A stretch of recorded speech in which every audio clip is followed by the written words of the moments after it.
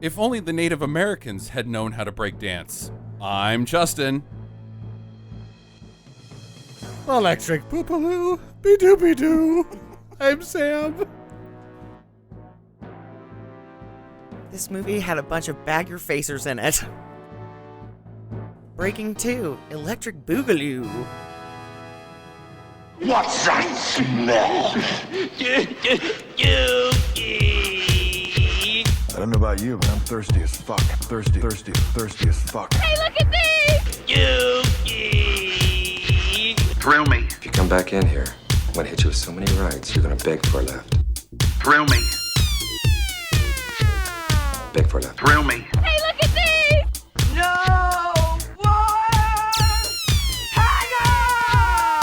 It stinks.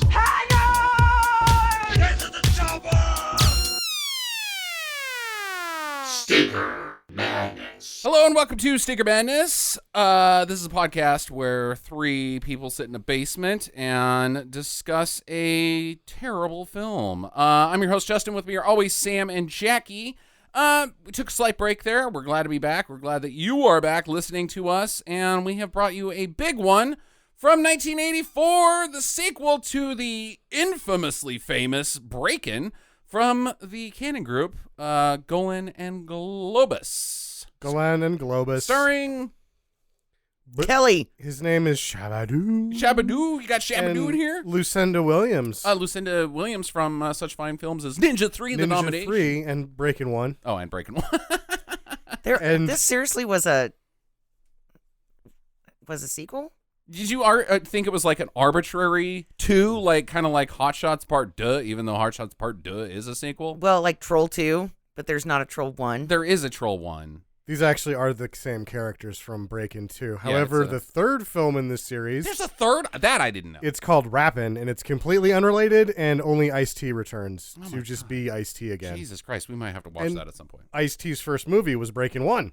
Really? Yeah. Did he perform, do you know, or did I he think have he a did role? what he did in this. Yeah, okay, so he didn't have a role per se. He was just Ice-T, as Ice-T. This is seriously just more Breakin'. Yeah, but amplified to about 65 times is what my understanding is that everything I've ever heard about Breakin' 2 versus Breakin' 1 is you don't even bother with the first one. You just go straight to Breakin' 2 because it's everything in Breakin' 1 times 50.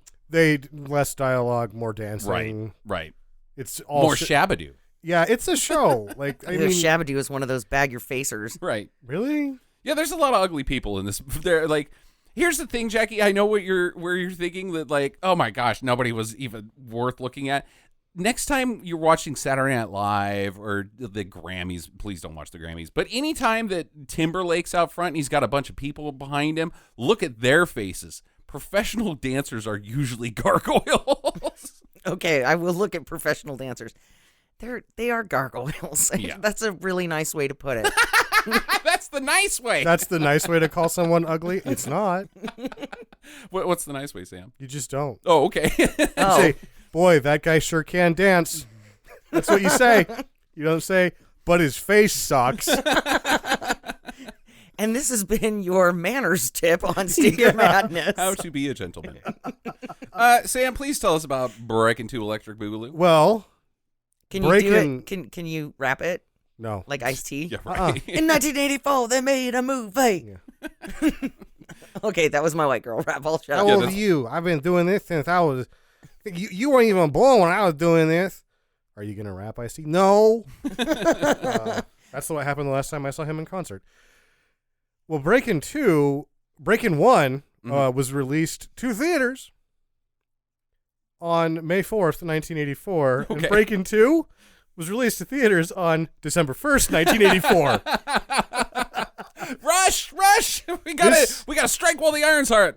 Yeah, so Golan and Globus, who are actually both nuts. Well, they're also cousins, and they're both named Globus. Right. Okay. Menahem had changed his name for Menahem, whatever.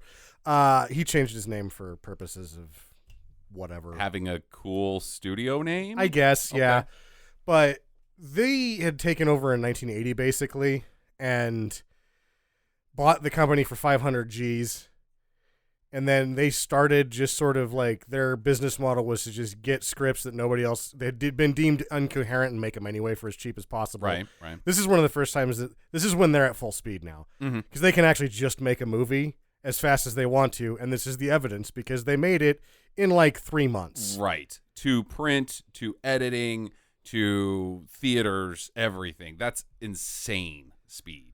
Yeah, and that Furstenberg and Lucinda Dickey basically had to go from Ninja 3 directly to this. And it's one thing to do that when you're making a film like, say, AIP, where they're making it in Louisiana and it's on a super budget system, and you know you're it's direct to video at best. You know, like the local trading store. You know, the rack there is where it's going to end up. This went to theaters, which is like. Like I remember when they did Back to the Future 2 and 3 back-to-back years, and I was like, that's incredible. I didn't know you could do sequels that fast. This was in 6 months. Yeah. 6 months. Yeah, that's after insane. it made, and it wasn't like they knew they made money on Breakin. They saw the returns and they're like, make another one now. Go, get out of here. Stop watching Breakin' 1. Like, so they're at the premiere and they're like shooing people out. Go back to work. Yeah. No, this shit's hot. Which Breakin' 1 cost $1.2 million and made 38. Okay. And this pretty good. didn't actually do as well. It probably cost twice as much, I'm guessing. I'm guessing too. And it made 15. Either way, they fucking raked it in on Yeah, this shit. that's pretty good because I definitely didn't cost 15. No. Especially the biggest set piece is probably the end concert, and there is a ton of Pepsi hats in there. So Pizza I'm Hut. guessing that they shot something that Pepsi had planned anyways, or maybe split some cost with Pepsi. I don't know. Maybe just some LA festival, and they're like, well, we're going to do a breakdance thing, and then we'll shoot the crowd and get it all in one thing. Yeah, and they were able to there was product placement all over this. And there was. They were able to really maximize that because the iron was still so hot because they're making it while the other one is still making money at the theater. Right. Like Breakin' is still making money at the theater when Pepsi's like, oh, we're already in the movie? We're in the sequel already? Yay! Joan Crawford's like, oh, boy. This is hot. I don't know if she was still alive in 1984. I don't think she was, but... Well, her ghost was excited. Yeah. The spooky ghost of Joan Crawford. Now she can finally pop and lock because she's... What's that, discorporeal? Oh, discorporate? Yeah, discorporeal. She would have, if she popped and locked when she was an old lady, she would have actually popped and locked. Her arm would have came off because she was really old. And Joan Crawford. She was mean. She was a mean lady. It's fine to make fun of Joan Crawford. Sure. Not dancers' ugly faces, though. They've worked their whole lives. It's not their fault. The spooky ghost of Joan Crawford is hideous to look at. Yeah. What else you got? Most everybody in these movies is just dancers, which I think we kind of talked about before. Lucinda Dickey is just a dancer. I guess she just did so good in the first one that they're like, put her in the ninja movie.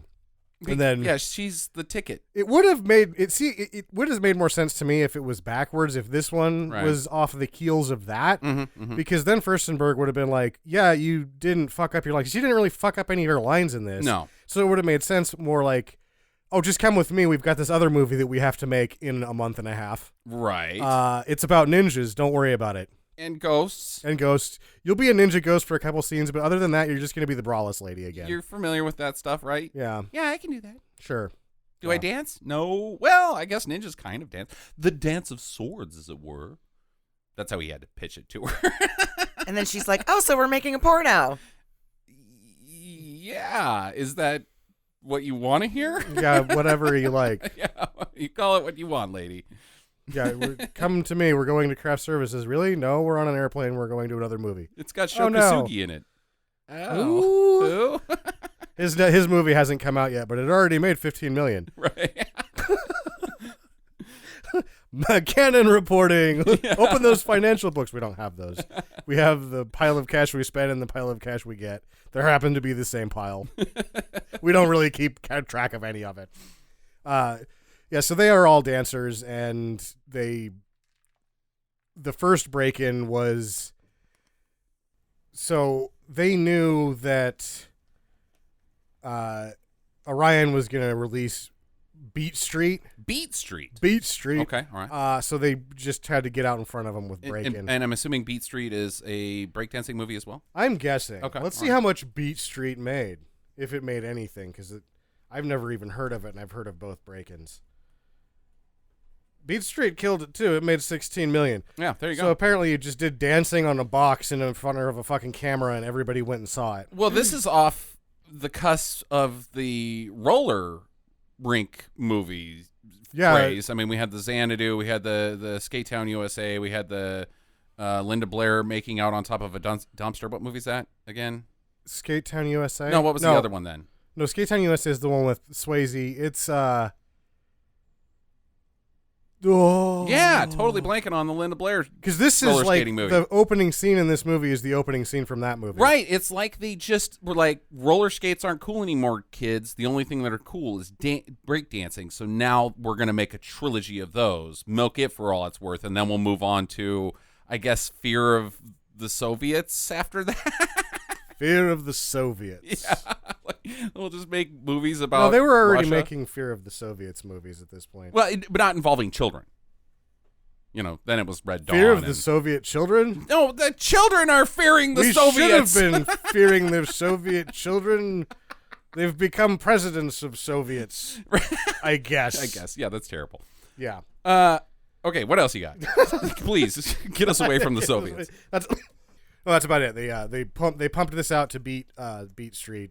Who cares who got first? Because everybody won. Right. Everybody wins, and so they just saw this break-in show, which was most of the people in the first one came from that actual show, and are like, put a movie around those people, and they did. Funny you should mention Xanadu because Shabadoo is in that as well. Oh, really? Huh. Yeah. Right on. Nice little connection. Jackie, let's cut to you. Give us some costume talk. This is 1984, and boy, is it 1984. They do a hell of a job with the color schemes. The electric green, the electric pink at the end. The one kid, not Shabadoo, what's the other kid? Turbo. Turbo. Boogaloo Shrimp. Is that what his real That's name his nickname. So Boogaloo Shrimp obviously has beat up some high school kids and stolen their band jackets. Right. He seems to have a whole wardrobe full of them, and I guess that's cheaper than buying clothes. He's lucky he didn't get any blood on him though. That one was pretty white. I noticed that Oliver likes to borrow fashion accessories from Kelly, like her Oliver. belt. Who's Oliver? Oliver? I mean, Ozone. Ozone? You mean Ozone. Ozone. Ozone. That's Oliver. That's how I guess they both start Please, with sir, O. can I break another? That Orlando sure can't dance. I don't think you get to be part of the troupe when your name's Oliver. Hello, more toppings. Yeah. So, he borrows her handcuff belt a couple of times. And then he really rides the fashion train with the Confederate flag or the Confederate soldier look Yeah. with a weird, I'm assuming it's supposed to be a raccoon tail, but it's white. It's bleached white, yeah. It's Kitty Cat. Yeah. He's got a It's the cat from the first scene. he's got a Confederate cavalry cat or cavalry hat, and he has Mitten's tail attached to it. And then, I don't know. The costumes were they were okay. Really? Because I think they're awesome. We just got hot off the heels off of Pia Zadora versus the Rock Aliens, and I thought that was maybe the most 80s costumes we've ever had, but I think Electric Boogaloo jumped the shark on 80s costumes here. This is every fucking thing they're wearing was all the clothes that I could never have when I was a kid. They are, right, these kids are, their whole thing is, we gotta save the community center and we need money to do it. So let's go to the mall and buy the most expensive clothes Yeah. we can find. Well, you knew that they were expensive because they all had holes in them. Right, exactly. Absolutely. Pre-cut holes. Well, that Turbo's clothes were that kid had like a $500,000 wardrobe. Right. He would only wear shit for like 2 hours. It's Then he'd change into something else. It's the exact scene in Beverly Hills Cop where the tough cop from Detroit comes in dressed in a jean hoodie and or a sweat hoodie and jeans and looks at the two fancy schmancy people that probably spent $3,000 on their outfits walking down the streets of Beverly Hills. That is what Turbo is wearing. He has got a $3,000 jacket on at one point. It's like, okay. But he's in the streets. Right. So, which leads me to believe that he's using miracles as a way to push drugs. There's a side business. You have to go around back by the dumpster, knock 3 times. I think show your rabbit tail, and then he'll give you drugs. To me, it's Golan and Globus were actually pushing their budget. I mean, yeah, it's them that paid for it, Jackie. Oh my Man, God! Did they pay.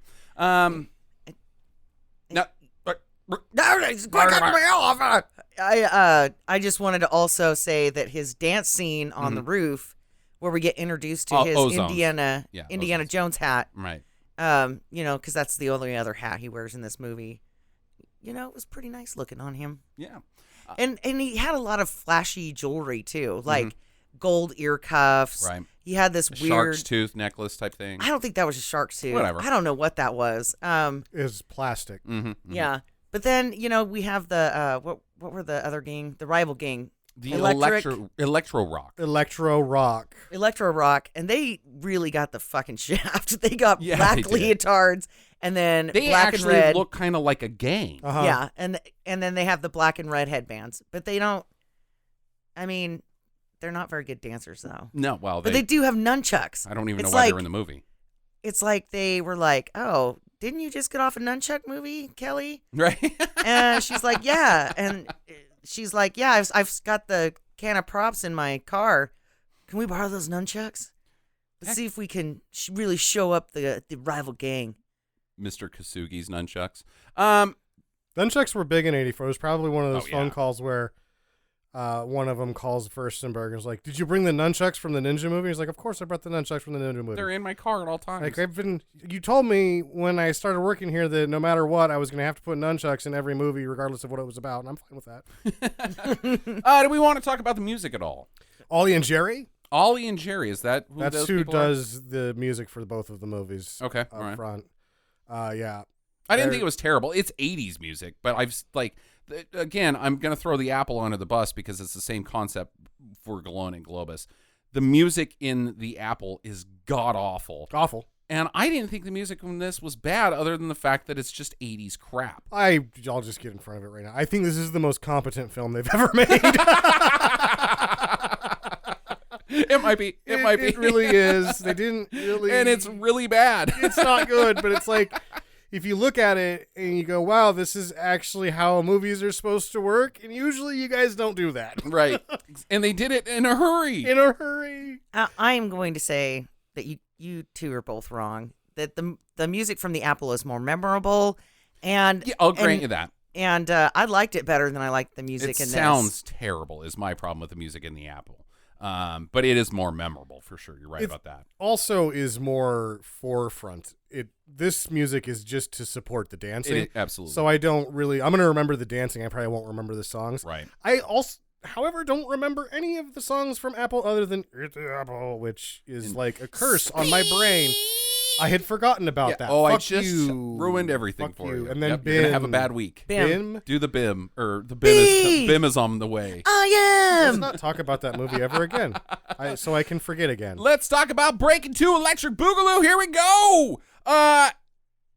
Spoiler alert. Everybody's breakdancing in this movie at all time.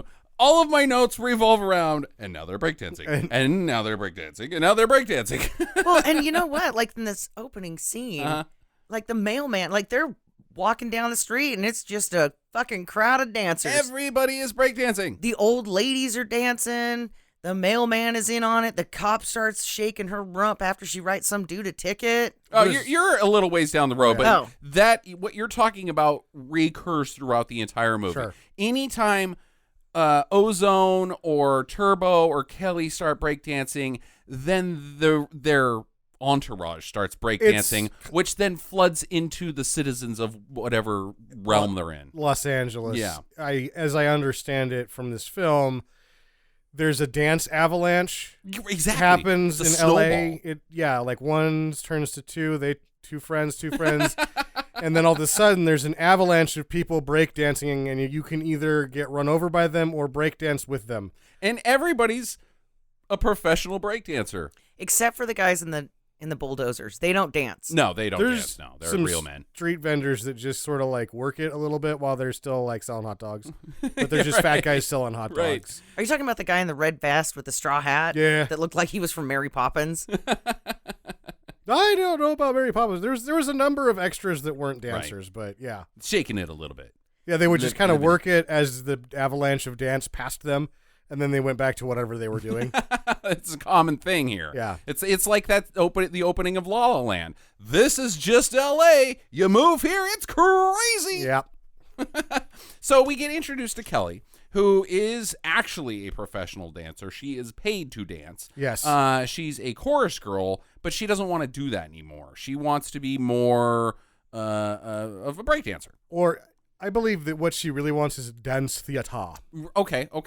That's why later she'll maybe almost go to Paris or something. Yeah, but she just likes more less chorus line dancing. She wants to be more electric. And yeah, she wants to be very expressive. She doesn't want to just do high kicks with other girls that are dressed the same. Right. I imagine being a chorus lady, if you're a dancer, it's not cool. Probably not. Yeah. It's But like, it's how you get your start, right? I guess. that's when you realize that, oh fuck, dancing is just a fucking job. right. God damn it. And you don't have good work hours because you always have to be there at night. Mm-hmm. Well, you got to show up at the day and practice your high Right. kicks for fucking 6 hours Right. before the 2 hours. And right? high kicks aren't easy. I mean, No. once you can do them, you can do them. But man, I can't kick past my waist, so you got to be stretchy. But she comes from a rich family. Her parents are rich. They have a mansion. They have a they're- schnauzer. They're very Beverly Hills type people. Yeah. Oh, Muffy, let's go play tennis. She tells them that she wants to take the path of dancing professionally, and they're like, "Fuck that! You're gonna be a lawyer. You got to go to Princeton." Well, it's a sort of a conflict of interest because she's like, I want to be a dancer. And he's like, you should go to an Ivy League school. And I'm like, they have dance programs at Ivy League schools. do, You should yes. go there Yes, and you'll they be do. a better dancer and the whole thing. You guys should talk more or something. I don't know. Have you heard of Juilliard? It's kind of a big deal. Meanwhile, the mom is on Quaaludes. And she's just sitting there with her yarn stitching like, Uh-huh. I'm making this for the living room. Could you pass me one of those martinis? Yeah. That's the mom in every scene, except for when Right. she's exercising on the pad. And then, even then, you know that she's on Quaaludes because she's like, I don't care. Welcome to Beverly Hills in 1984, Jackie. Sure. Or right now. Or ever. Yeah. She's like running in place next to the pool for probably 40 seconds. Just doing my exercises. Now I'm going to go drink more. And then he shows up dressed up like he's going to play tennis holding a martini. Like, nope. You guys just dress up like you exercise and then drink. Uh-huh. This sounds Good like for the them. kind of life that I really Yeah. should Good be for them. living. Good for I them. mean, Uh-huh. They're doing it right. I think that we should move to Beverly Hills. Maybe. Yeah. And I should get on Quaaludes and You can't. They're gone. Yeah, they don't make ludes anymore. They're gone. They're used up. Yeah. seriously? No, Seriously. we were born in the wrong goddamn decade. The lack of Quaaludes is one of my biggest life regrets. Damn it, Mom and Dad. Fuck earlier. I missed it by about 30 years, honestly. Yeah. Yeah, so I don't know if my parents were old enough to do lewds, unfortunately. But anyways, so she goes to visit her Breakin buddies, which are Ozone and Turbo, and where do you think that they live? They live in a shed. Well, no, I mean, like, what part of town? The bad part? Well, it's not Watts. It's probably Inglewood, or do you think, like, West Hollywood? Feel like it's probably... I think that they're around, actually. I thought I saw MacArthur Park in one of the shots. all right. So that's the area that they're in. Right. So they're in and around there. Yeah, it's not a rough neighborhood, but it's not Beverly Hills It's not. either. Well, because if you were living in a rough neighborhood and you were out there breakdancing like they were with their weird coonskin hats on, then That's a cattail. cattail hat. That's Mittens. They're actually doing the community a service by murdering the Yeah. the feral cats. No, it's a tribute. She died of old age. Snowball 2 was a great cat. Now I wear her tail in memory. Until it falls apart and I have to go murder another cat. right. Mhm. So they take to the streets to do breaking, and that's where Jackie's preface earlier comes in. Everybody's breaking. The mailman, the meter maids. There's cars that are breakdancing. Yeah. So they got some hydraulic dancing cars here. Mm-hmm. This is really early example of seeing that on screen. For hydros, yeah. Yeah. I think so. Did the guys that pick up Pee-wee, did they have 16 switches for the bitches? I don't think Yeah, so. they did. They did? Yeah. Yeah, they had a It's 86. they had a movable car. Yeah. I call them movie cars, but Movie cars? A movable car. Movable cars. The other They ones are stationary. Go from place to place. you know what? Trains I like. These cars can go from point A to point B. Yeah, I like those things that you take to get to other cities. I call those air trains. I don't know what they're really called, but I just like the term air train better. Oh, Muffy. Where's my martini? I liked that Titanic movie when the water floaty sailed across the Atlantic. It's the tub-shaped water bike. Oh my god. All right, so they meet up with a bunch of other breakers at the park band shell, and there we find that Turbo has made googly eyes at this other lady who may or may not have a name. Lucia. Lucia, is that what Wait, they said? who? Which one? This is the Lucia. The best character in this entire movie. the Latino dance crew. Right. The one that's too quiet that got overdubbed versus the one that sucked so bad she got overdubbed. Right.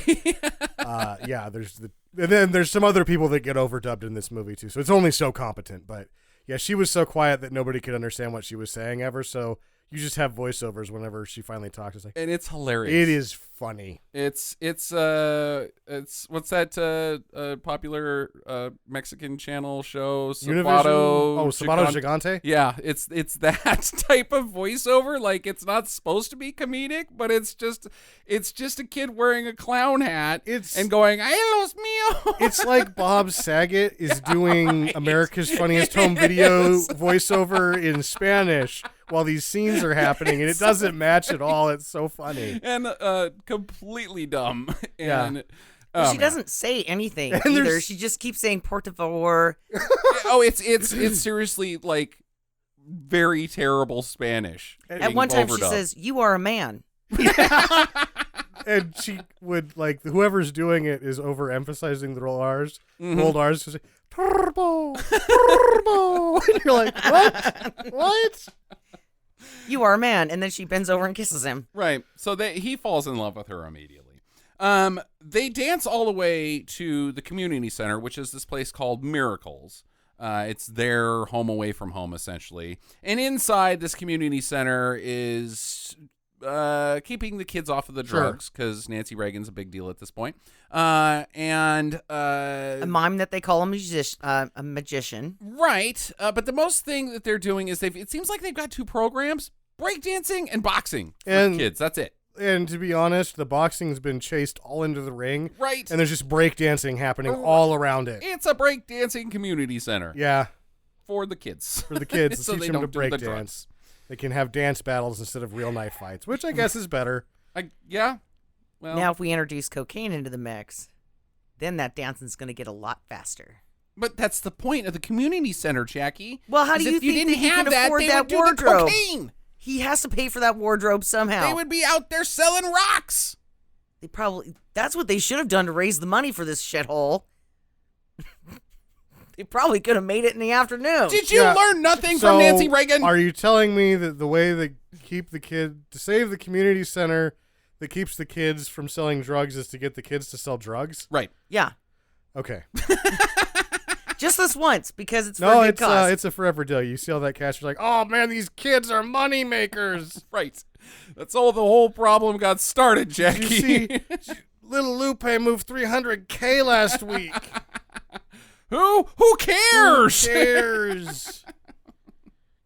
Okay, so Kelly gets recruited by Byron, who is the boxing coach, to, hey, you seem like a nice girl. Come in and, we could use your help around here too. And she's like, okay, well, I know how to breakdance, so I think I can do that.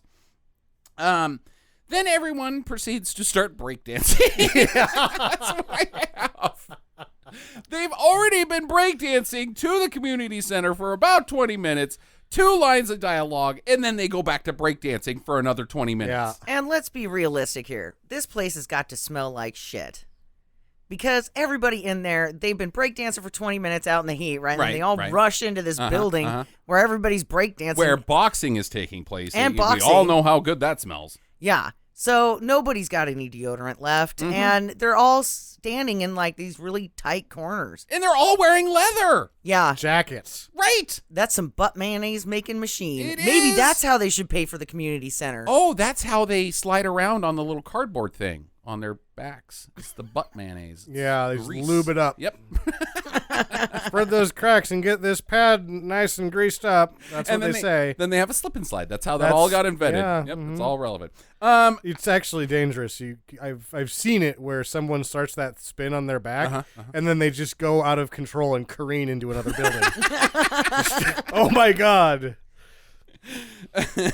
Outside, the plot of every 80s movie is getting explained to us because evil real estate developers are coming to tear down this whole area so that they can build a strip mall there. You know what? You know what they never tear down in movies or real life? Other strip malls? Other strip malls Right. that are abandoned. Yep. It seem like they should just, but the farm and the this and the that, and it's like, what about the 35 strip malls that don't have shit in them? Correct. I don't know.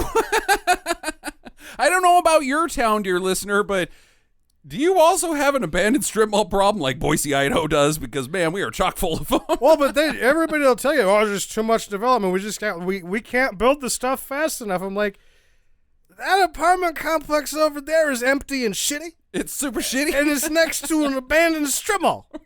Fuck you. Fuck you. It is. It's insane. Maybe real estate developers are evil. My father was a real estate developer. It's not an issue of evil. It's like, well, there's cash, We're and stupid. it just gets out of control, right? Right. Like, oh, we'll let them be in charge of it. It- They're just gonna build until they retire. They're the ones who were doing the metaphorically greasing up the cardboard Yeah. and then spinning They- out of control they into have another building. Careened out of control on their own butt mayonnaise. Whatever. They have provided shelter for the homeless. With abandoned buildings, Yes. then they would be not homeless. They would live in an abandoned building, therefore homeful. They can't get mail there. In an That's- abandoned building because the post office is like, nope. I think you just came up with a new social program, creating the homefully endowed. I'm going to call it miracles. All of this, mind you, is getting explained to us to a montage of breakdancing. Kelly is now at the miracles. She's now working there and montaging breakdancing to us. They, in the city, when they're talking about the development, like, oh, we got to get this torn down, they mention Radiotron, which was an actual dance community center that they marched on the streets of L.A. to keep from being torn down for a strip mall, which got torn down for a strip mall that is currently abandoned. Oh, my God, damn it. Oh. Wow, way But to they go. need to build a new one fucking 6 blocks away Yep, because they we sure can't do. build them fast enough. They sure do. Ugh. God damn it. No, strip malls suck, dude. Strip malls suck. That's the thing, is they're it's not just that stupid. they're out of control, but they suck. Like, hey, guys, another fucking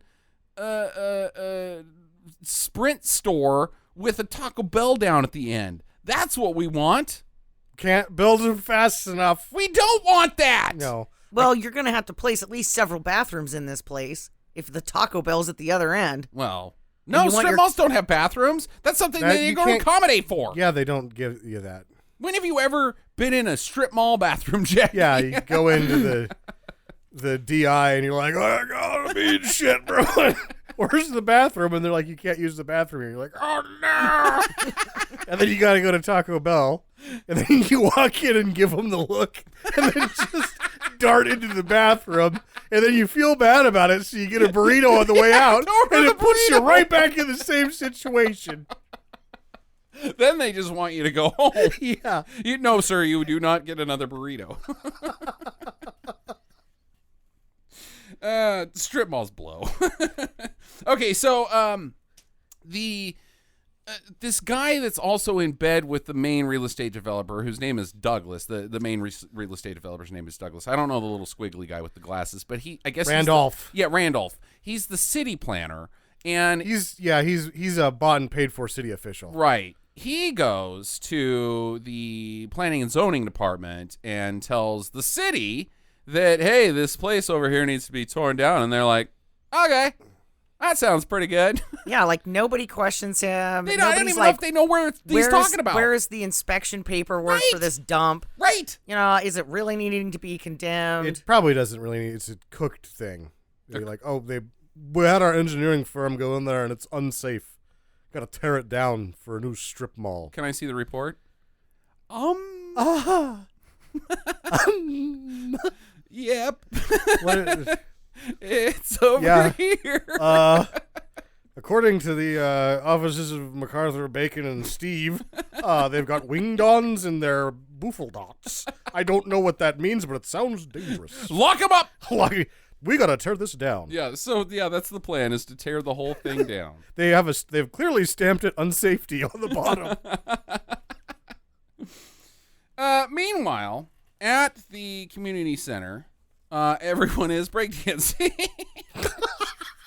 I mean, I'm not kidding. They're breakdancing still. Or We can't. again, I'm not sure. This is so far from the podcast. It's like we talk about something that's not the movie, or we say, and then they're breakdancing. Right. We have to get sidetracked to not say, and then they're breakdancing. These kids got no clue. They're just breakdancing the whole damn time. Kelly and her crew show up with Ozone and Turbo. And there's some other, the electric rock guys are there. Yes, electro rock. And they're like, you can't be here. And they're like, yeah, we can. And they almost get into a breakdancing competition. And then they're like, no. It's like they almost fight each other to avoid having a dance off. Right. in the middle of the dance club. Right. I think. And there's a weird guy in a mask. Yeah, there's just, throughout the whole movie, there's this weird guy in this mask. Who is that? I don't know. And why Sam? would you ever? I don't know what the deal with the mask is. He's got like one of those old guy masks on. One of Yeah. those I'm an old man Halloween mask. It's a full body or a full head mask, and you can't break dance in those. They smell terrible to begin with. Then your head just becomes, you got Butt Manny's head. It's yucky. It would be gross in there. It's LA too, so it's like he's in a jacket and a rubber mask, and it's 90. Right. And being physically active. I think it's Danny DeVito. It's not. Why would it be Danny DeVito? Because he's short. Okay. Okay. That's, Yeah, every it's person Danny that's DeVito. short All right. it's actually R2 dressed as a human. he's under disguise, huh? Yep. Beep, beep, beep. It's Tyrion Lannister. So I Not guess, Peter Dinklage, actually. no, it's Tyrion Lannister. Yeah. Yeah. He drinks, he knows things, and he breakdances. I guess it all went okay after that because it just abruptly cuts while they're pushing and shoving, and the team gets a letter. Byron gets a letter from the city saying that the building's about to be condemned. So now they're like, "Holy shit! Maybe we should think less about breakdancing and actually do something." And they're like, We should breakdance. maybe we should go back to breakdancing. Breakdancing, yeah. Let's go back to breakdancing. That was a bad idea.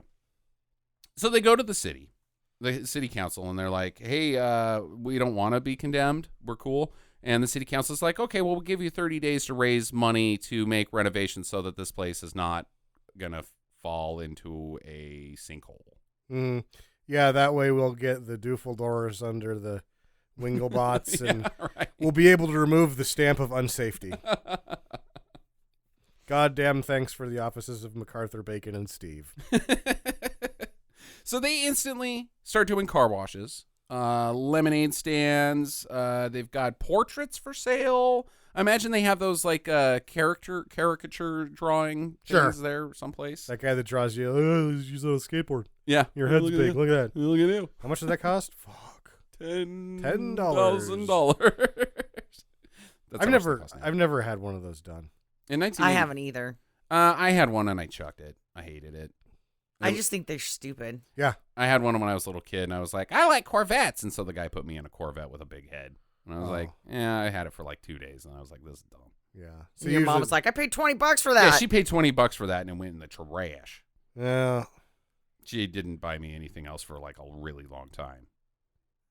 Your childhood sucked. Like senior year of high school. Yeah. And then it was just a bag of chips. Yep. So all of that work, and they still only raise $7,000. At this point, it wasn't really exposed to us what they needed to get to, but they need to get to $200,000. $200,000. So it's a small start. Yeah. Yeah. So they decided to put on a street festival to raise the rest. That's how they're going to get there. Then Kelly has this bright idea. We'll ask my dad for money. I don't want to do we that want, to you. We want to skip it's to that. okay. That's a ways ahead. Well, but we could skip to that. we could skip to that because what happens next is they break dance. Right. Then they break dance, and then I believe they break dance. Right. Well, we do have to address one breakdancing scene before we do that, but we'll go ahead and skip to that next. The electro rock. Found whatever our team is called. They don't have really a gang name. It's just Kelly and the guys. I figured it out. Okay. Because you see shirts and bandanas and hats that say sponsored by Pepsi. Team Kangaroos. What the shit? Yes. That's their gang name? Is Team Kangaroos? Team Kangaroos. What are they? The ye oldie time like gangs of New York guys? The ye oldie time gangs of New York guys wouldn't be Team Kangaroos. They had pretty stupid names, Sam. It wasn't that dumb. Oh, Team Kangaroo. Ooze with an S. And the S almost looks like a 5. Huh. So that means that they can only have 5 members. Electro Rock is a much cooler gang name, and Electro Rock sucks. They suck. And they have a car. Yeah, okay. So they're like making the renovations, and Electric Rock throws a paint can through the window, and they chase them down, but they chase the Electric Rock guys all the way down to their turf. Their hideout. Yeah. Or whatever. Where the rest of them are all waiting, and then something happens. It's under a bridge. Okay. I just want to say that it's under a bridge. It's under a bridge, and they had to kick Bob the homeless guy out so they could have this. Yeah, John Eagle. off. John Eagle was like, "Hey, where I live, get out of here, John Eagle." You know what he said afterwards? He said, "I don't ever want to feel like I felt this day under the bridge." I'm gonna throw you under the bus. Whoa. Okay, so what the fuck happens here? Nunchuck dance fighting There's with trash can lids. Is somebody getting served, or is it a metaphor for gang violence? They seem to incorporate air punching and kicking into their dance-off, but I'm not sure if they're dancing or they're fighting or they're fucking. Jackie, what happens? It starts off as a friendly dance-off. Okay. And gun goes horribly wrong when they introduce the nunchucks. Okay, all right. And the kangaroos, they feel threatened, grab some trash can lids, start trying to defend themselves, and then they're jumping on some old abandoned car, and they're, you know what? I'm going to throw my fists out like this, and they start doing this airplane motion, like propeller motion with their arms, and if you walk, I'm going to walk towards you, and if my fists hit you, it's your fault because you weren't fast enough to get out of the way. And then the other guy's like, duck, weave, I'm faster. And then he like vogues another man's head a couple of times. Right. Like, ooh, you're so slow at dancing. I'm going to vogue your head for you. And then go back to doing my own dance. Does anybody make physical contact with another human being? No. Then they don't fight? No. This is just dance fighting, how it normally goes. Yes. Getting served. This is the streets, Justin. I'm very confused by the rules because I always was under the impression that like one side goes and you have sick moves, and then the other side goes and has sicker moves, and then like some arbitrary judgment system happens, and it's like, yeah, you got served. If you go, but these guys like, it seems like they're being threatened with violence, and they're like, retreat. And Ozone declares TKO. Yeah, he declares a victory, which I guess I'm not going to dispute because the other team drives away. Yeah, they all run to the car, pile in, and They fuck off, so yeah. they lost, I guess. If you're in a dance-off, why don't you just say, my moves were better than yours? Because we're not 5, Justin, and this is the streets. You better recognize. Yeah, but you're just making some arbitrary statement that your dance moves were better than mine. Well, Mine were better than yours. That's it. We're dancing off right now. Get out of that chair. You have to have an independent ruler to say. Sam's here. No, but they don't have Sam. I don't even think there's that in the normal dance-offs. It's usually like whoever goes second does like this thing where they throw an imaginary mic to the ground and then a bunch of people go, ooh. And I guess you win regardless of whose dance was better. Right. As long as whoever you do goes that, first. Yeah, whoever loses. gets the ooze wins. Right. Okay. Yeah. Okay. Yeah. Yeah. All right. It's kind of like a rap battle too, I think. Yeah. Same rules. Same Okay. rules, yeah. Well, None. Marcus of Queenberry's rule, of course. No biting testicles. That's not explicit in the Marcus of Queenberry rules, but there's so many other rules that you'd have to break to get there that you just assume that there's none of that. Okay, so to help with raising the money, Kelly has told Ozone that her dad is rich as fuck, and to come over and maybe just drop some hints to him that they could, hey, we're a really cool place, we keep kids off the streets, but we're in this situation. Hint, hint, nudge, nudge. He's like, hi, I'm the owner of the offices of MacArthur, Bacon, and Steve. Oh, fuck, we're in the wrong place. This is the guy that unsafetied us. And this is just a weird thing anyway. Because the mom made the food, not the maid or the chef that they have. Because she went to culinary school, but it's spaghetti. Obviously, it's some kind of red sauce. It seems like it's spaghetti sauce. Yeah, with squid in squids. it. Yeah. And I don't know. This is just weird. Well, we've got a bigger problem than dinner, guys. Oh, yeah? Because you know who else is there? Who? Derek Sloan. Derek Sloan. Who is Derek Sloan? He should get his own movie. Because he just comes in, this guy wearing a bow tie. Obviously, he's a prop, but he's like, oh, thank God, Derek Sloan is here. Gentlemen, this is Kelly's fiance. What? Okay. And he's a dick. Oh, yeah, Derek Sloan's my third favorite character in this movie because he's such a dick. But he's like such an over-the-top dick because they all call him a dick, and he's like, yeah, totally am. No, like, he's trying to be a complete dickhole, and the mom's like, he's not being rude intentionally. He's like, I am. Yeah, I am. actually am. And then somebody's like, no, he's the biggest, rudest dick ever. And he's like, yes, I am. Correct, very much, so much of that, yes. Derek Sloan's great. But it goes poorly. Dad basically calls them a bunch of street trash and to get the fuck out of his house because they're not worthy of being in the same room as his daughter, blah, blah, blah, rich guy. They are street trash. Go on. Black people. Sure. They get some rolls and they bounce. Yeah. They have a rehearsed We've Got Rolls dance, too. Yeah, it's the road rolls flip up pop thing. So at some point, Turbo and Ozone were hanging out in Ozone's shack that he lives in. He lives and in a like, shed. What are we going to do if we're ever in a place where we need to bust out of there quick but take some rolls on the way out? We got to do a dance. Yeah. So then they created a dance I to do it. Also imagine in the movie universe that they do this at a lot of dinners. Oh, absolutely. Like Yeah, this is not their first rodeo. I'm with you. I think that this happens 3 times a week. The 3 times a week. Yeah. When they get kicked out of Popeyes. Yeah. Or anywhere that has rolls. Before we leave, may I ask where your rolls are? We don't have rolls.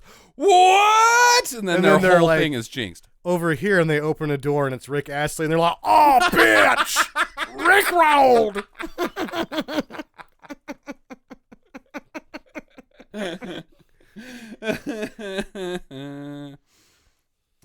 God, I heard a fucking great Rickroll joke the other day. Now I can't think of it, but it was like, what does Rick say to his wife that wants to divorce him?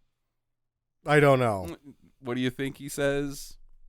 Never gonna give, never gonna give. Right? Like he just by living Rick rolls people. It was better than that. Yeah. But, yeah. Yeah, that fell flat. Like Yeah, a turd. hello. Like a turd on a hot Just pavement. go on the internet and search Rick Astley, and you'll get better jokes than I got. I got Rickrolled for real one time after knowing that it existed for many years, and it was like a happy moment for me. I was like, it happened. I actually clicked the thing and got Rickrolled and didn't mean to do it. I'm so happy right now. And then that happiness was gone soon. God damn, I wish I could think of that joke. It was really funny. So they leave.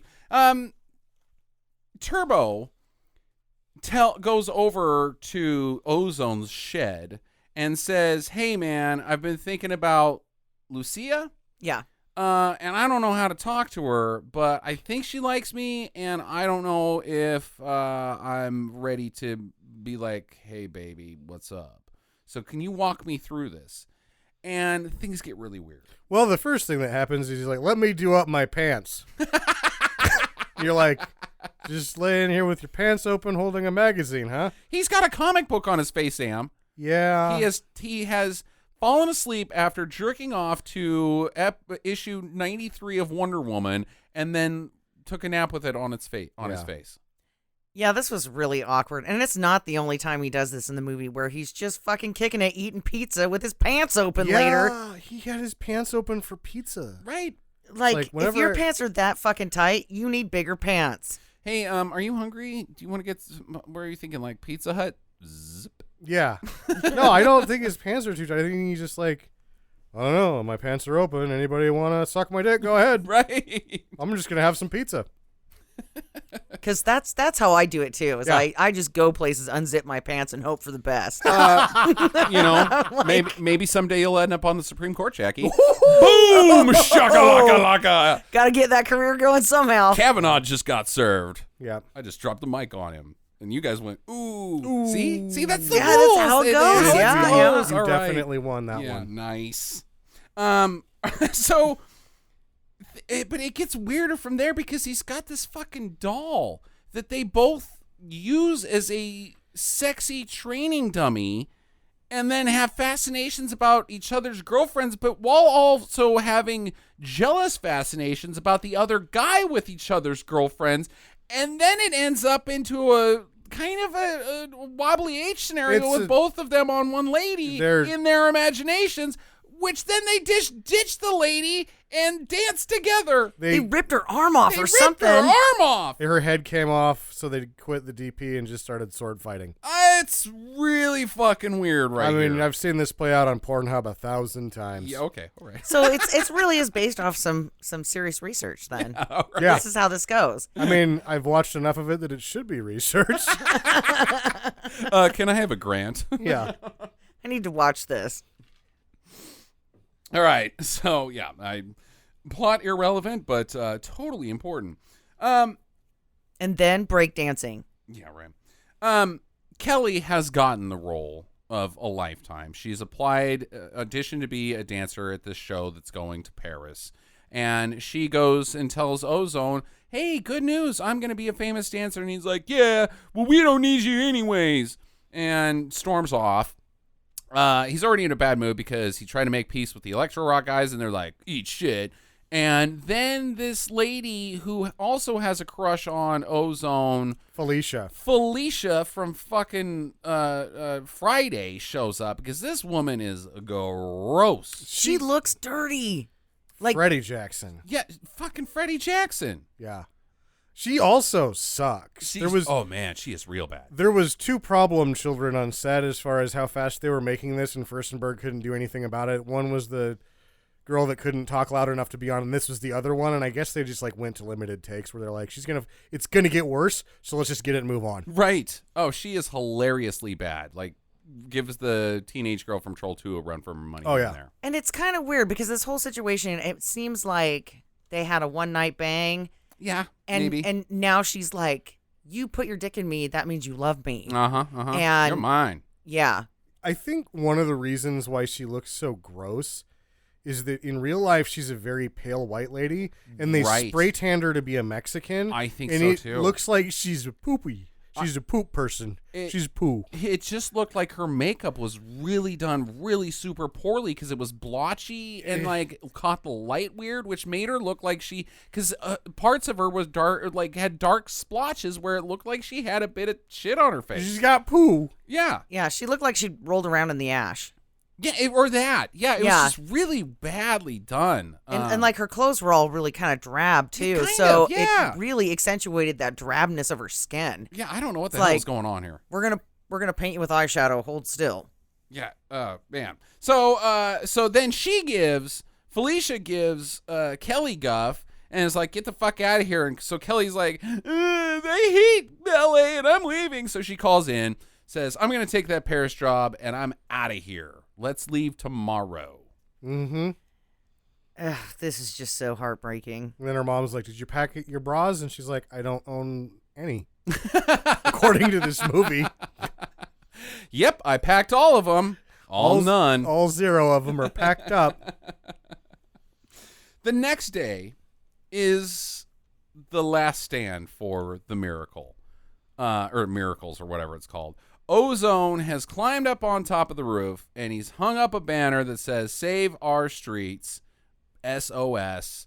They're going to take it to the mayor's office, and arguably my second favorite part of the movie happens right here.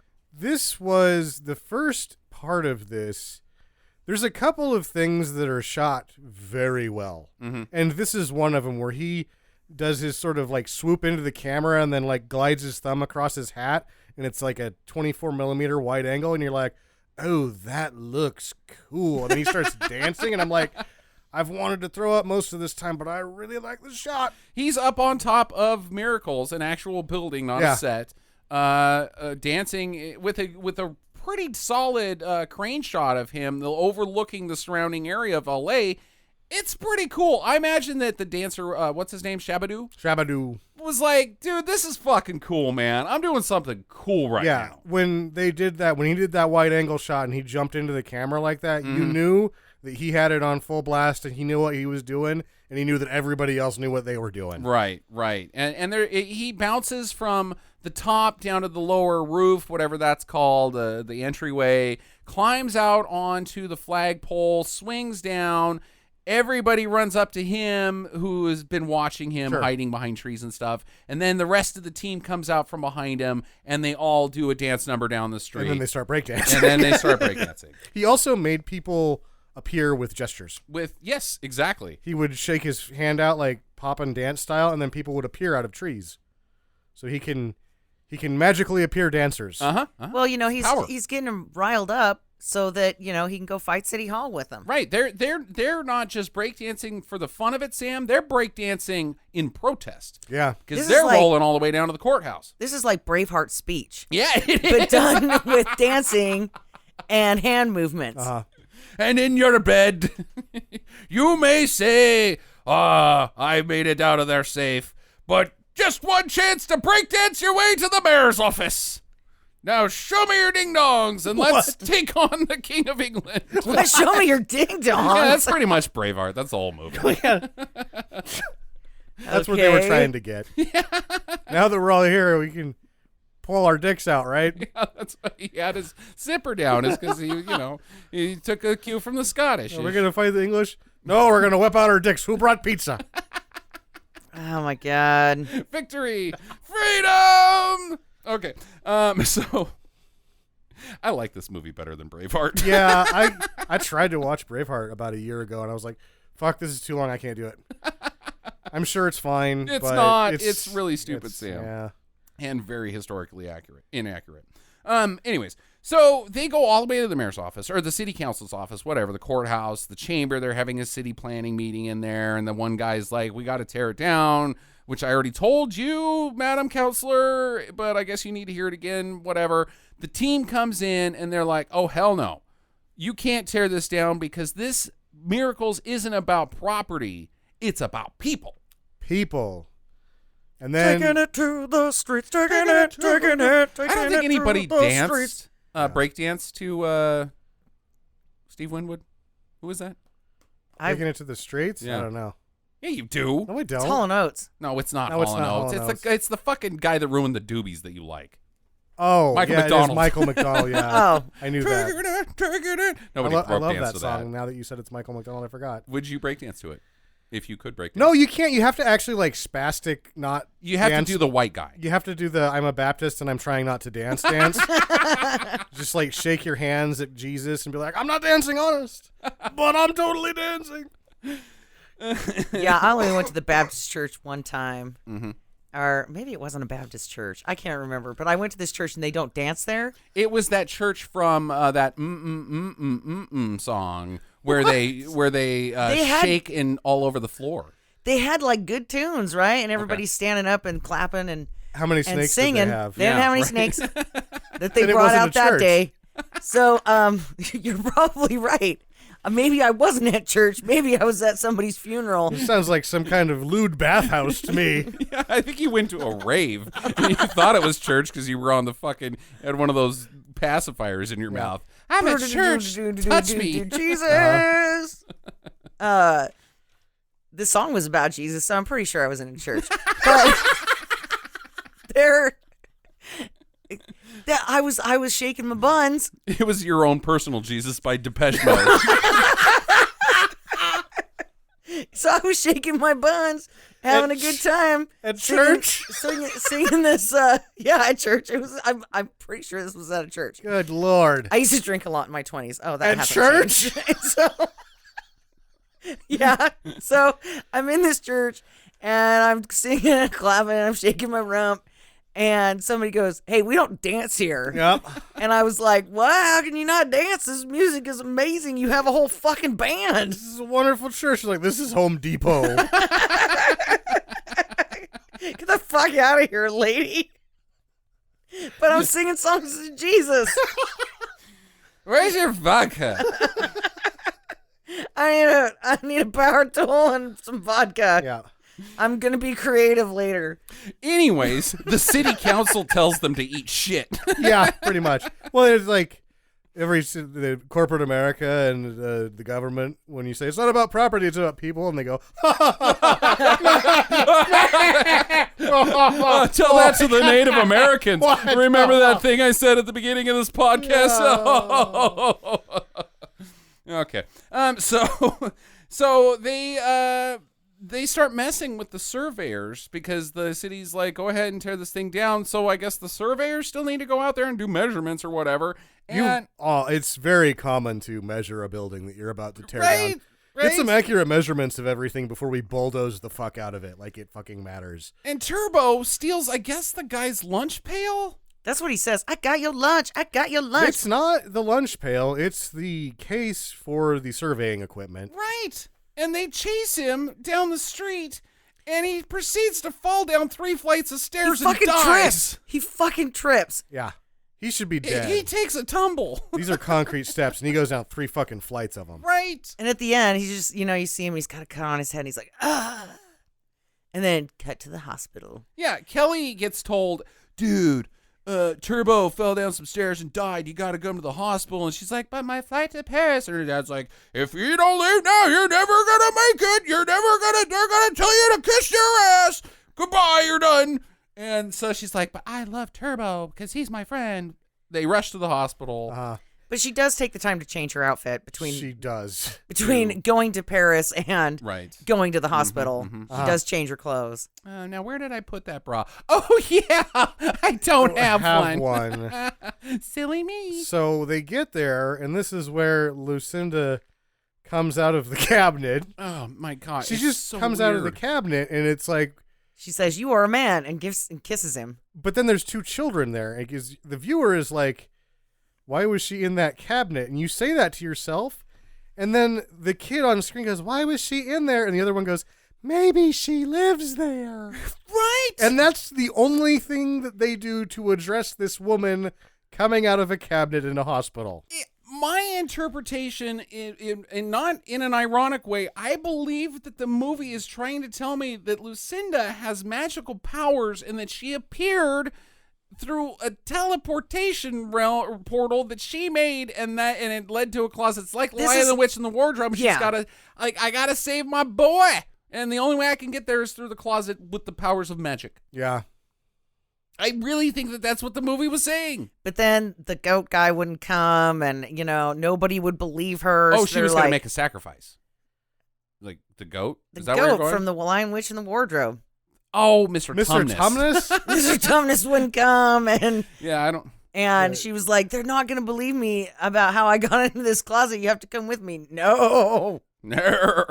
Tumnus is like, I will go into a wardrobe, but not a hospital cabinet.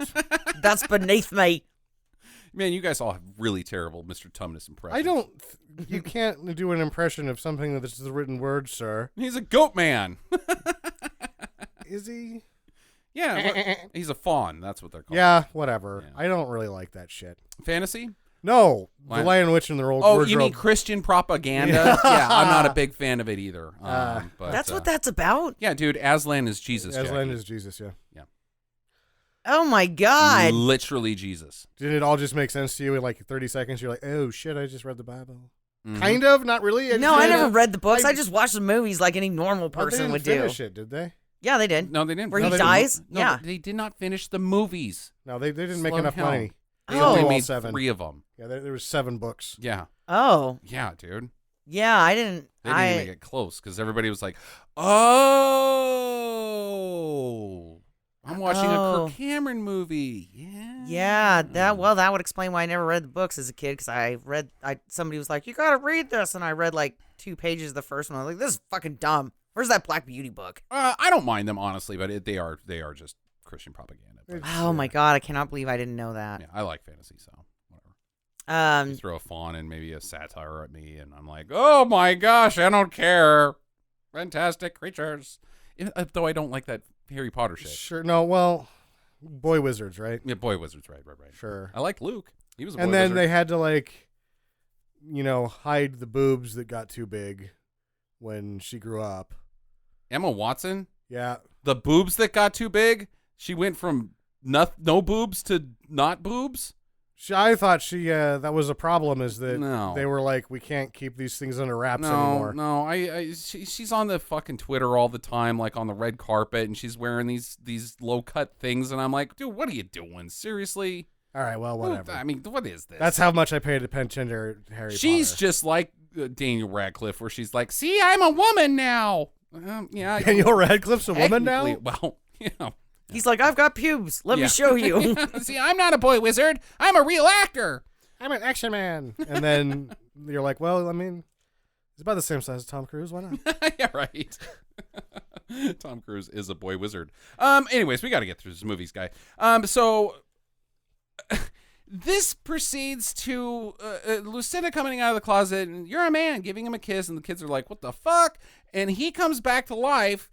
He wasn't really dead. He just had a broken leg. But he wakes out of his coma, which causes everybody to break dance. Yes. Hospital They breakdancing. take his gurney with him. He's breakdancing whilst in traction. Yes. He's in the hospital bed, and they're wheeling him around, and he's breakdancing, causing, again, the snowball effect of breakdancing. At the hospital. At the hospital. Now we've got sexy nurses just picking up and hanging up phones There's- as sexy as they can. There's people Hey, that are- they high kick over the cord. They do. There's people getting out of their wheelchairs, kicking their walkers aside. The staff is dancing. The sexy nurses, there's surgeons who are in the middle of surgery who are like, what? Breakdancing. Shabadoo's got a stethoscope and he's listening to people's feet. There's pregnant ladies dancing too? Is there? Yeah. There's a whole pregnety. Oh, God There's damn like it. 3 of them or something They like that. didn't make the babies dance, so I guess there's that. Hey, speaking of sexy nurses, did I ever tell you guys about the time that I had to go in for surgery and they put me under and I woke up and there was this really hot nurse standing in front of me and she was like, you can't feel anything from your waist down. God damn it. You can't feel anything from the waist down. And I said, okay, no problem. So I just felt her boobs. Oh my God. Well, it's a good joke. I fucked it up, but at least I got one good joke in. You know, I seriously thought you were telling us a real story, and then you were like, so I just touched your boobs, and I'm like, you fucking 5? This is a good joke. Asswipe. You're going to take the lead on jokins. I played by her rules. Fair enough. Okay, so this dance number is absolutely outrageous. The dad comes by Kelly's place, and where they're eating pizza and his pants are undone. Yeah. He offers to save the miracle if she goes to Princeton. And she's like, well, that's a good offer. And Ozone's like, oh, hell no. We don't sacrifice ourselves around here. I don't need your help, rich man. He already told her to fuck off, but now he's like, Right. no, don't, because you don't like it. We need you too much, Kelly. It's not about property. It's about people and your people. And so you need And to my stay. property. Yeah, And the property. your heart isn't going to Princeton. Just go to fucking Princeton. Stupid. Right. Yeah. And dance. 4 fucking years. Yeah. Do whatever afterwards, and you go, Start your own oh, community wait, center. shit. Now I haven't done anything with my life, but I went to Princeton, so I'm just going to go get a job where I don't do anything. Right. Turbo has escaped hospital with the help of Lucinda in hilarious fashion, thanks to her terrible overdubbing. We're not even going to pretend to be able to replicate it because it's too bad. It's too bad. Turbo. At the Miracle, everyone is getting ready for the big festival, but the bulldozers are coming. They're going to tear it all down. Yep. Got some big front end loaders coming in to tear it. I think a building that size, wouldn't it start with a wrecking ball, you think? That's what I would think. They would wrecking ball it first and then 'Cause send in the can't- dozers to If pick you up the shit. Yeah, doze those, it would fall on top of them and kill everyone in the dozer. probably. Yeah. I don't know. I don't know that much about demolitions. Actually, you know what? A building that size, they just implode. Yeah. And then they pick it up later, so they Right. would just blow it up. Yeah, blow it up. Dynamite's cheap. Is it? I think so. All right. Yeah. Cheaper than a fucking wrecking ball for sure. It's dangerous, but, you know, my fucking dad had dynamite. Just had some dynamite. My dad had dynamite. Jesus Christ, Dad. We had this fucking shed behind our house, and I was 8, and there was dynamite in it. That's insane. Yeah. What was my dad thinking? He was going to throw it all away as a developer and just start gold mining. It could have totally gone Goonies where I thought it was a candle. Well, it doesn't. Like, if it gets too hot. Yeah, Right. it sweats. Yeah, it's We can't move it. dangerous It's stuff. fucking dangerous as shit, even if it's not on fire. He probably just left it in that shed when you guys moved out. Yeah, or he left it in that shed. Like, I'll just leave this dynamite here and maybe get rid of my family. Jesus. You did have a shitty childhood. I never wanted you to go out and play with dynamite. I don't know what happened, officer. It was all a big accident. Yeah, just I guess there was a fire or something. Like, sir, that is a crater from a very large explosion. That is not a fire. 32 sticks of dynamite has caused your house to explode, and conveniently you weren't home when it happened. Yeah. Can you explain that? Whoopsie poopsie. Anyways, so I guess it's easier than going out and getting a pack of smokes and never coming back, right? Dynamite? Yeah, sure. I don't know about Yeah, that. It's a very, nobody does it. Not enough. So they climb up on top of the bulldozers and they're like, hell no, we won't go. But the bulldozers plow on. They don't even say anything. They just jump on the bulldozers Start and start breaking. fucking breakdancing all Yep, over the place. yep. And these old dudes are in the bulldozers going, get the fuck off of my bulldozer. That's neat. Yeah. But in the meantime, you know that what really happened is the guy pulled out his Smith & Wesson. Harry Harry Gunn. Callahan. Harry Gunn. Harry Gunn. Harry Gunn. Harry Gunn pulls out his wiener, and all of a sudden we're watching a Jackie movie. Pulls out his gun and shut up, Sam. And just starts shooting kids, and then they all scatter, and then they're like, all right, let's do it, Ted. No, that's not what happens, Jackie, because the very next thing that happens is Turbo goes out in front of it, and Douglas shows up, and he's like, run him over, and the forklift the bulldozer operator's like, no, I'm not killing kids. Are you fucking crazy? There's a line in the movie, he says, I'm not killing kids, so no, he didn't pull out his gun and start shooting kids. Well, Harry you know, Gunn was about to. Though. Harry Gunn, yeah. Harry Gunn back there in the third bulldozer. He was already a though. loose cannon. Yeah, he's like, He's like, I'll do it. I wouldn't put a 38 under the seat if I wasn't going to shoot somebody. The foreman quits. The news crew shows up, and they're like, these kids have stopped the bulldozer. What do you have to say about that? And the city planner guy is like, well, I guess we've made some miscalculations, and we're going to have to relook at all of this. And Douglas is like, dude, what are you doing? What are you fucking saying? Don't you say that. And then they get Douglas on camera, and he's like, well, what do you have to say, Mr. Douglas? Are you going to tear down these children's community center? And he's like, good. PR nightmare. Well, and the thing is that the city planner guy's like, it's an election year. I can't have this bad publicity. So he's like, fuck. So he does a 180, and he's like, no, we're not. We now realize after being complete fucking assholes and trying to kill that one kid, we sent Harry Gunn home, and now we're gonna give you $3,000, $10,000. Okay, all right. right. We've learned here is that extortion works. Sort of shady business can go on with public officials, police, business, corporations, but when KTLA shows up, get your nose clean, otherwise your ass is on TV and it's dirty. The fifth branch of government, motherfuckers. Goddamn media. Freedom of the press, man.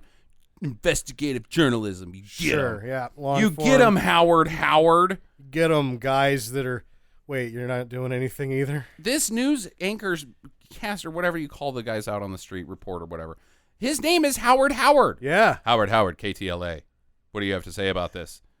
You have the same first name twice. Your name is Howard, and you're on TV. Actually, I changed it for television. My real name is Howardson. But that was Howardson is right. Howardson H. Howardson. The H is for Howardson. I go by Triple H for short. Woo! Pedigree. It's a great wrestling move. What? Yep. Okay. Try to keep up, Jaggy. Go back in time and watch wrestling for 20 years. Then you'll know that joke. All right, fine. Okay, so I gotta go get in the closet. Use the portal. Okay. So they also cut off Turbo's cast right here, which means that he was in a cast for literally less than a day. It's not that broken, I guess. And Ozone tells the city on the news about the festival. Howard here from KTLA. What? Tell us about this thing. And he's like, we're gonna have a big party. The entire city shows up. It's on the news. Everybody's watching it, including Kelly's parents. Donations are flying through the roof. Pepsi sponsored it. They're giving "Say Yes to Pepsi" hats. I don't remember that slogan from Pepsi. Say yes to Pepsi. Say yes. I also liked the Mardi Gras decorations that were out there, like the big Mardi Gras heads. Yeah, right. Those were in Frank's car as well, right next to the nunchucks, so I just drug them out. I actually think those predate New Orleans. What's that festival in France? No. It's probably European more than anything. But I was thinking the something Muerte in Dia de los Muerte in Mexico. Yeah. I think that's where those are from. Which I think is probably Spanish. Yeah. So probably all from Europe. Yeah, it's probably all Spanish, Portuguese, anyways. Because it's not about property; it's about people that we conquer. Mm-hmm. That are conquerors and are conquered. Yeah. Hey. Anyways. Then they start passing out blankets. But wait. That's Pepsi. a different Pepsi. Yeah, Pepsi passes out smallpox blankets, and all the children of LA die for genocide. It's the taste of a new generation. Yeah, right. Say yes to Pepsi and smallpox. Ice-T's there. Yeah. The guy with the weird mask is back. Oh yeah, the guy with the weird mask. He's made his way onto the stage. He's no longer just a rando dancer. Now he's part of the show. Even Electro Rock is there to join in and help. They're dancing. They've now bridged the gap of gang violence together thanks to Pepsi.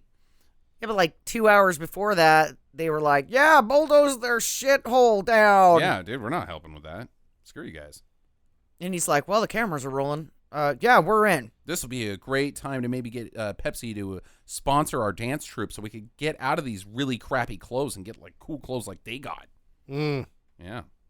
Kelly's dad shows up and writes the last check for $50,000, and they got the $200,000. They made it. Yay. Yep. So then they discover that it was a situation where the engineering firm had been paid off to lie. And they're like, well, what are we going to do with this $200,000? And the city spends it on something else. Right. Not those kids. Oh, the kids are already off the drugs. Fuck it. What would LA spend money on in 1984? The Trojans? 200,000? Yeah. Look at LA. New helmets for the Trojans? A couple of fucking plastic cups, 200,000 in LA. Come on now. They're like, 200,000. What am I going to fucking do with this? Have lunch? Fuck you. Hey, I've got an idea what we could spend that $200,000. I've got this idea for a show starring David Hasselhoff. Yeah. That's where it went. Yep. To Baywatch. Questions. Jackie, let's start with you. If you had to create a new dance movie today, knowing what you know about the current dance crazes, Okay. what dance would you focus it on, and what would you call it? I would call it, because this is how hip I am, I'm super fresh, I would call it Nefertiti, and it would all be based off of that classic Bangles jam, Walk Like an Egyptian. Or dabbing. Sam? What dance would I create? Yeah, what would be your movie be about? I've already created my own dance that most of you know, the humpin' double churn. And that's what my movie would be about, is making butter and humping at the same time. Who's your lead? Me. Okay. What's it called? It's called the humpin' double churn, humping and making butter.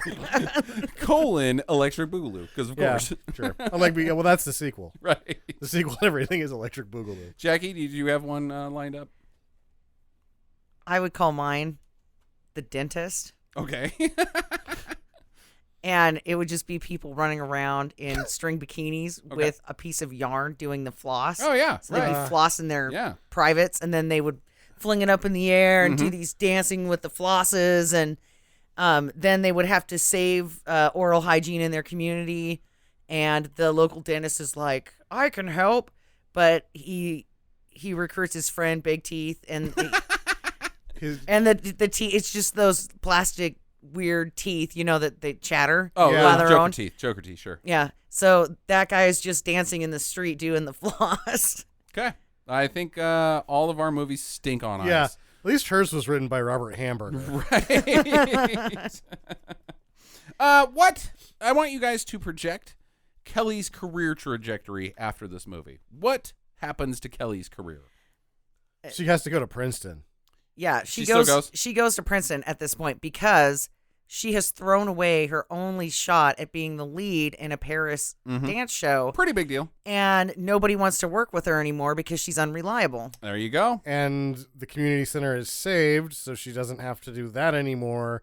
So there's very few options for Kelly other than Princeton. Right. So what's she do? She goes to Princeton. And learns Dance. and then teaches dance? Then Daddy buys her a dance studio down in L.A. and she starts teaching little kids. Or dancing and psychic readings because Sure. it's L.A. Yeah, and she sells oils too. Yeah, Because oils, yeah. snake oil works again. Mm-hmm. Or he just buys her a second chance. Or she just lives at his house for the rest of the Yeah, time. and she just goes, turns out I discovered martinis at Princeton and you guys were right about everything. She just hangs out on the back and bitches about little people too. Sam? What do you think happens to their dog? My number one favorite star in this film, Dog. Dog. That dog is my favorite part. There is this sequence that we didn't go into where Muffy and Biff are talking, bitching about Kelly, and there's just sporadic shots of this schnauzer doing nothing. But it's like, really, the camera's right up in this dog's face. It's hilarious. And the dog's like cool with it. And it's like the dog knows that it's getting screen time. Right. This dog is just hanging out being awesome. It's And it completely out of place. Just shows up in the middle of this argument between two people twice. And you're like, that dog is cool. It's like that backflipping mouse in that Christopher Walken Dogs of War movie. Yeah. Like, we got the film. We gotta use it.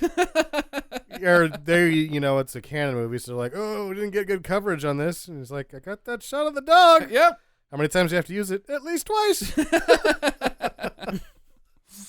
Yeah, no, the dog lives a wonderful life until he dies of hip dysplasia, and then they stuff and mount him because that's the type of people these people are. Sure. Yeah, he lives above the fireplace now. I think he becomes the mayor.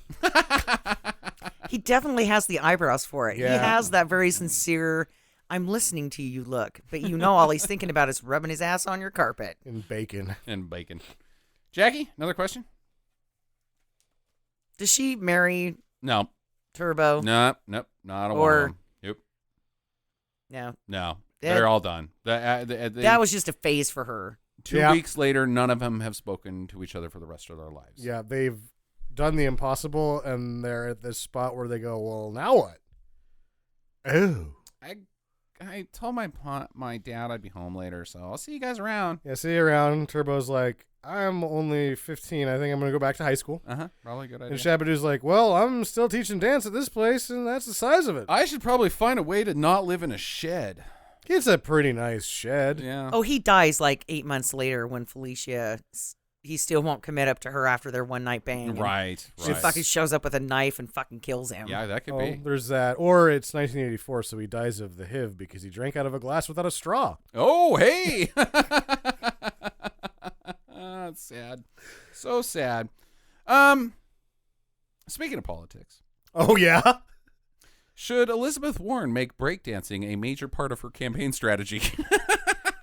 I don't know if the country can take another dance avalanche right now, Right. political climate-wise. I mean, oof, they took it to the streets, God knows. These kids stopped the corporate machine, man, and that's what she wants to do. I think she may need to think about Breakdancing? greasing up a little bit of cardboard with some butt mayonnaise and Yeah. squiggling around. Just hopefully she doesn't careen out of control like Howard Dean did so many years ago.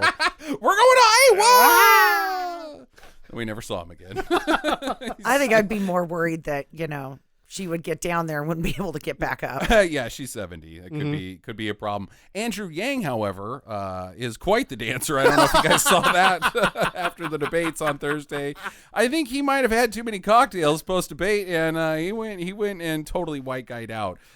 He danced worse than I've ever seen anybody other than Kevin Nealon doing the idiot. Yeah. He literally did the idiot. That's great. After the party, and he owned it. He had a blast doing it. That's cool. Yeah. So maybe there's a shot for breakdancing in the future, guys. Anything else? No.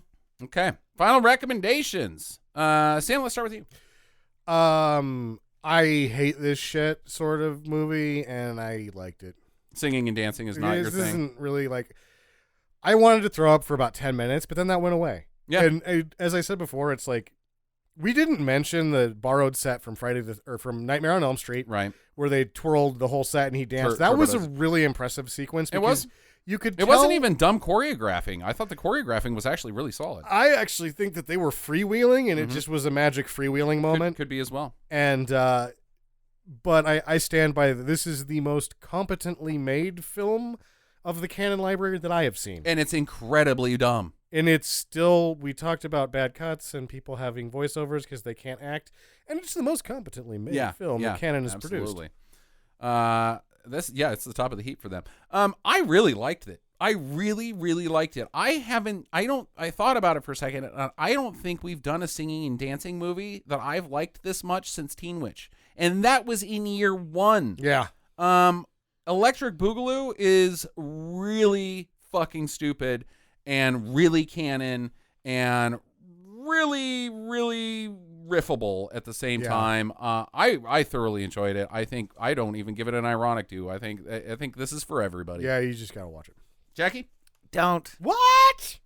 I'm sorry, but the Apple is kind of my G&G standard, right? G&G stand. And the bar. This music this music didn't cut it for me. The costumes didn't cut it. There were a lot of fucking ugly people in it, which really bothered me. Yeah, Jackie is very superficial. It really bothered me a lot. Like, I can handle a few uglies here and there, but when everybody in the fucking movie is hideously grotesque, like gargoyles, except for one person, and I'm like, oh god. You know, I can't Braveheart won watch an this. Oscar, Jackie. So I'm just saying no. So you're saying if you're not a superficial scumbag, go ahead. But if you can only judge people by the quality of their visage, do not. Yes, let's just sum it up that way. If you're shallow as shit. If you're like me and you hate looking at ugly people. Okay. I'm going to go ahead and give that 3 dues. Her opinion doesn't count. Shithead. All right, 2 out of 3 ain't bad. On streaming do's and don'ts this week, we're going to talk about something a little bit out of the norm, but very culturally appropriate to us, and I believe super important for everybody to watch anyways. It's the 2013 documentary done by HBO Europe that's currently streaming on Netflix called Chuck Norris versus Communism. Basically, the retelling of the fascist stopping of watching of Western film during the Soviet occupation of Romania, or not the occupation, but when when Romania was part of the USSR, and their local dictator was real dick. Yeah, he was a real piece of shit and wouldn't let anybody have any Western culture. And even if they did have their own culture, they would have the office of cutting. It was very Orwellian on all that, like the office or the Ministry of Information type shit. You know what I mean. It was real bad stuff. I've heard other tales of Romania at that point with the breeding program where they were trying to like make as many people as they could have, so they'd be the army source for the Soviet Union. That was like his plan. Oh, you mean like arm them with brooms and there's just so many of them it doesn't matter? Well, he was like, I can make Romania the good part of the Soviet Union by having too many people. Mm-hmm.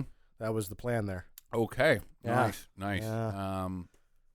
What did you guys think about Chuck Norris versus Communism? Would have really liked it to not be called that because it had almost nothing to do with Chuck Norris movies in general. It was just Western films. But a lot of them were stinkers that they talked about. There was a big sequence where like a guy almost cried talking about Lone Wolf McQuade. Sure. I can't imagine feeling that much of an emotional connection with Lone Wolf McQuade, but when you're that oppressed... Have you seen Lone Wolf McQuade? Because dude, it's really stupid. I get... When I think about him driving out of the ground and running those motherfuckers over, I get teary.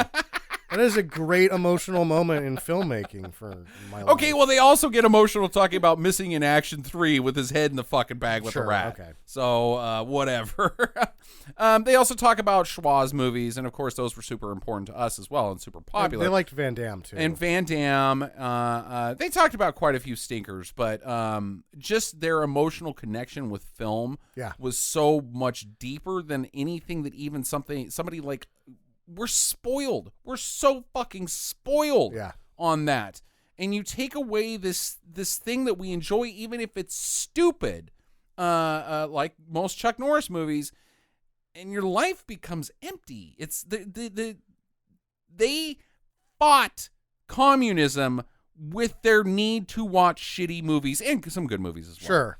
I think no greater statement can be made about film and art than what was said in this movie. And that just like the whole machine of oppression that they got built was defeated by, at the very core, humanity just wants to have some fun every once in a while. Maybe kick back and enjoy some stuff. Yeah. I mean, maybe quit being dicks. You know? Good Lord. Yeah. It's not that important that you're in power forever. Maybe some people should watch some Terminator movies. Yeah. It's cool. Jackie, your thoughts on Chuck Norris versus communism? I mean, you guys pretty much said it all. That, I enjoyed watching it. I thought it was interesting. Yeah. To see that point of view and to because we don't understand what it's like to have. We have no fucking idea. To be censored all the time, and I thought it was amazing. It's not even like you read 1984 and you're like, wow, that's some wild shit. This you see and you go, I can never feel what they feel. That's how different we are in where we are because of the fucking First Amendment. And I think it's not just important now, but I think it's an important movie at any time. There's two things now: read 1984 and watch Chuck Norris versus Communism. It is required viewing. Yeah. Horrifying, and at the same time, really fucking interesting and cool and scary and neat, and it runs the whole thing. So do that. Stop what you're doing. This week, we also have some listener feedback. Jackie? From listener Paul Snellgrove. Stargrove. Stargrove. Snellgrove. And he says, just listen to the Commando podcast, friggin' funniest podcast ever. That was just pure gold, made my day.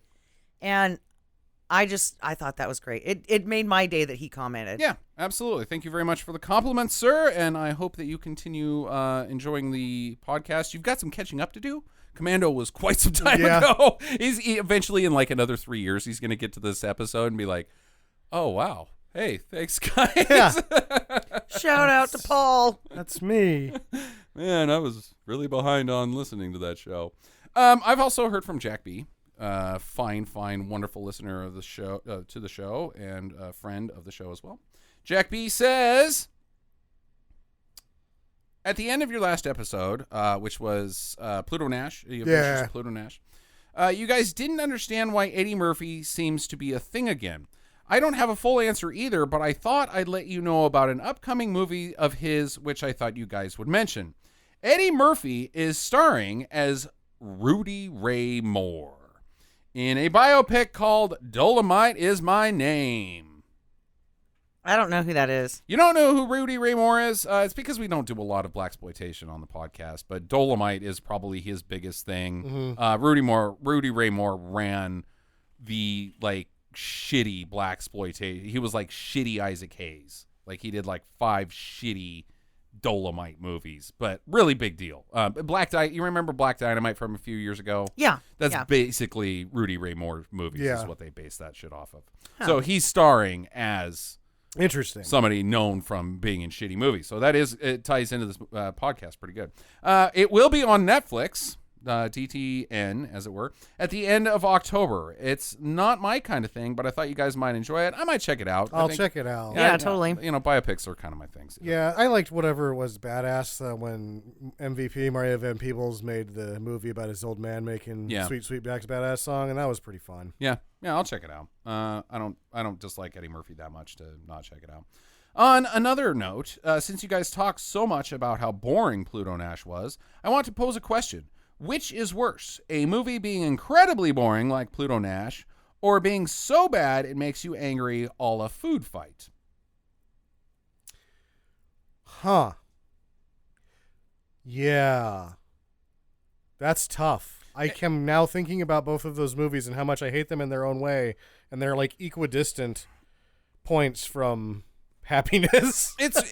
We've gone down this road before, but the one thing I think, and I don't know, maybe the opinion has changed 5 years later, but when the first time we were presented with a movie like that on the podcast where it was just so boring you felt nothing versus something like I think it was Mortal Kombat Annihilation versus The Love Guru, same kind of scenario. We all decided that we hated Mortal Kombat Annihilation more because at least The Love Guru made us feel something. Yeah. And a Food Fight made me feel something. I don't even know if Pluto Nash was boring, because I feel that it was boring would be something that I felt. Yeah, it's so nothing. A friend, we were talking about Pluto Nash actually with a neighbor of ours, and she nailed it on the head how it was. It was film lobotomy. I just got lobotomized for an hour and a half, and I just was fucking Brad DeReef at the end of fucking goddamn. Or no, I guess it's Jack Nicholson at the end of One Flew Over the Cuckoo's Nest. Just this drooling pile of nothing. Jackie, your thoughts? I think I'd rather be bored. You would rather be bored than pissed. Because movies like Food Fight, I don't want to watch shit like that.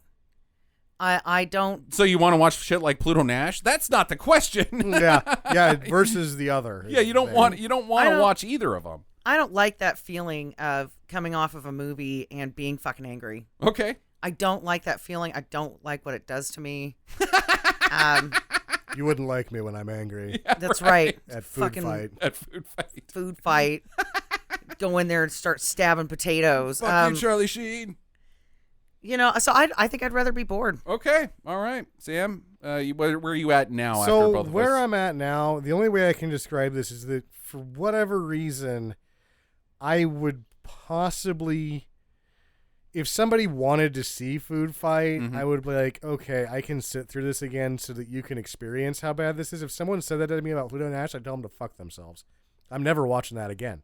There's Yeah, no reason right. to ever watch it again. Right. Whereas I might, under the most dire and strange of circumstances, watch food fight again. So we're on the angry train, Yeah. and Jackie's on the boring train. Boring train. Well, she's right that you can just sleep through Pluto Nash. No, that's not part of the equation. You have to watch it. Gotta watch it. Okay. I've watched some boring shit just to Yeah. get to the end, just to see how it ended. What Yeah. happened at the end of Pluto Nash? That was last 2 weeks ago, and I don't remember. Oh yeah, he shot himself or some bullshit. Yeah, yes. there was double trouble. Yes. Okay. And then they showed their wieners, and Harry Gunn showed up. Yep. And Jackie went to church. Let's wrap this up, guys. Next week is my pick, and we will be potentially completing, because maybe, I don't know, I'll probably do another trucker movie at some point. But we're going to wrap up my 3 trucker movies, finishing it off with a big one starring Patrick Swayze called Black Dog. Meatloaf. In Meatloaf and Randy Travis. Randy fucking Travis. So check that out this week. You will not want to miss Black Dog, and you will not want to miss our episode. I wish you all the best, and good to the chopper. Visit us at www.stinkermadness.com. Follow Stinker Madness on Twitter @StinkerMadness. Please rate and review us on iTunes and Stitcher. Thank you for listening, and get to the chopper. It better be funny because you're laughing. It You're might joke not be before funny. you even tell it. God damn it, I'm struggling to say it. If only the Native Americans had known how to break dance. I'm Justin. Boo. I don't even know what the fuck. What the fuck? They would have stopped. I don't know. They would have. No, I don't know. No. Because it stopped the smallpox? Yeah. What did They it? would've- Yeah. Custer. No. Now I'm going to laugh at mine because it's so stupid and unrelated. Electric Poogaloo.